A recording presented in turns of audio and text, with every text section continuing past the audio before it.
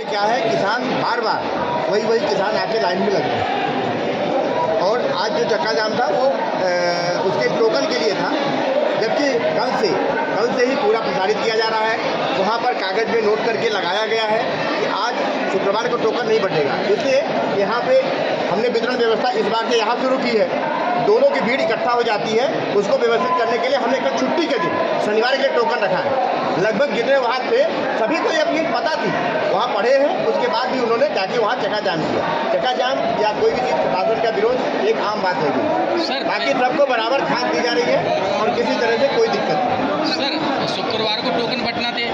शुक्रवार को टोकन इसीलिए कर दिया क्योंकि यहाँ पे खाद का वितरण हो रहा है और वहाँ पे टोकन होना है, तो दोनों चीज़ें जो है प्रभावित होती है, पब्लिक परेशान होती है, इसलिए हर शनिवार को कर दिया गया। अब अगली बार से हर शनिवार को बटेगा।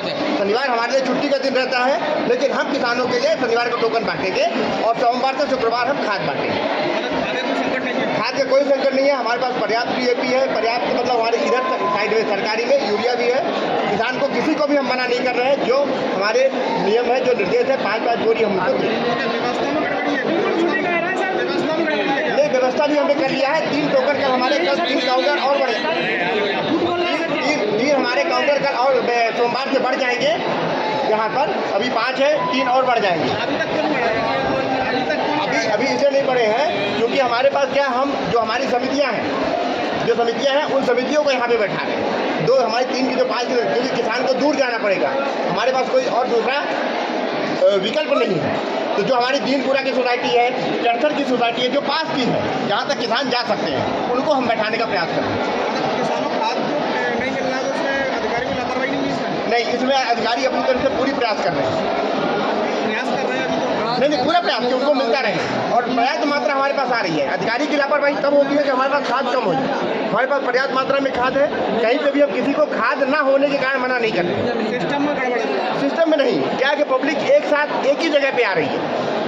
वास्तव में खाद का वितरण समितियों के माध्यम से उनके सदस्य बन के की जाती है, लेकिन यहाँ के किसान ना तो सदस्य बनना चाहते, ना बैंकों से लोन वो क्रेडिट लेना चाहते। इस कारण से सारे किसान नगद खाद चाहते हैं। नगद खाद एक जगह पे जाएंगे, पूरी पब्लिक एक साथ आएगी तो थोड़ी अव्यवस्था होती है। किसानों से मुझे सिर्फ यही आग्रह है कि समितियों के सदस्य बनिए। आप बड़े बड़े खातेदार हैं, 15 बीघा के हैं, 20 बीघा के हैं, आप खातेदार बनिए।